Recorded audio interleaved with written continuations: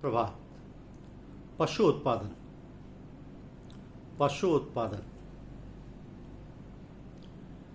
पशु उत्पादन क्या वास्तव में केवल व्यक्तिगत पसंद का विषय है?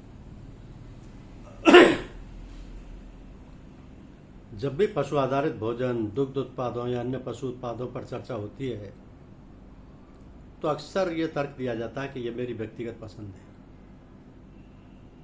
लेकिन हमें एक महत्वपूर्ण प्रश्न पूछना चाहिए कि क्या कोई भी निर्णय है जिसका प्रभाव पृथ्वी के पर्यावरण, जल संसाधनों, वनों, जैव विविधता और आने वाली पीढ़ियों पर पड़ता है, केवल व्यक्तिगत पसंद कहलाया जा सकता है? यदि कोई व्यक्ति अपने घर के भीतर कोई निर्णय ले और उसका प्रभाव केवल उसी तक सीमित रहे तो वो व्यक्तिगत मामला हो सकता है। लेकिन जब किसी व्यवस्था का प्रभाव पूरी पृथ्वी, समाज और भविष्य की पीढ़ियों तक पहुंचता है तब वो केवल निजी विषय नहीं रह जाता।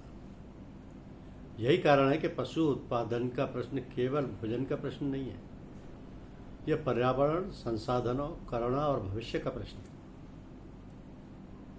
भविष्य का प्रश्न है। तो पशु उत्पादन के कारण बढ़ते संकट क्या है?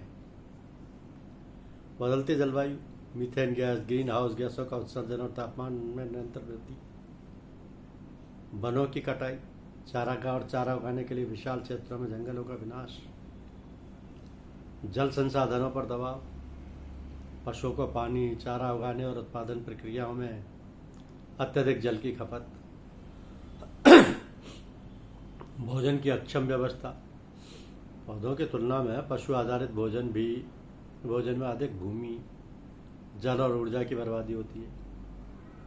जैव विविधता का विषय, प्राकृतिक आवासों के नष्ट होने से लाखों प्रजातियां खतरे में, आने वाली पीढ़ियों पर संकट, आज के निर्णयों का बोझ हमारे बच्चों और उनके बच्चों को उठाना पड़ेगा।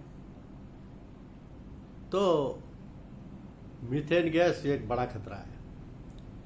गाय, भैंस, भेड़ और बकरी जैसे जुगाली करने वाले पशु अपने पाचन के दौरान मीथेन यानी CH4 गैस उत्सर्जित करते हैं, जो कार्बन डाइऑक्साइड की तुलना में 28 से 34 गुना अधिक प्रभावशाली ग्रीन हाउस गैस है।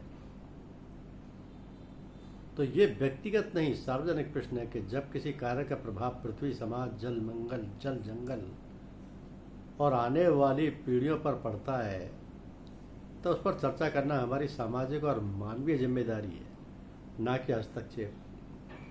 क्योंकि पशु उत्पादन केवल मांस नहीं है। पशु उत्पादों में शामिल है मांस, मछली, अंडे, दूध, दही, पनीर, मक्खन, घी, क्रीम तथा अन्य दुग्ध आधारित उत्पाद।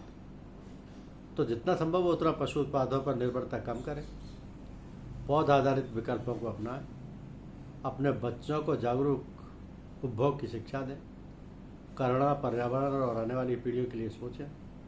छोटे कदम ही बड़े परिवर्तन की शुरुआत होते हैं, क्योंकि जब किसी व्यवस्था का प्रभाव पूरी पृथ्वी पर पड़ता है तब उसके बारे में बोलना हस्तक्षेप नहीं, जिम्मेदारी बन जाता है।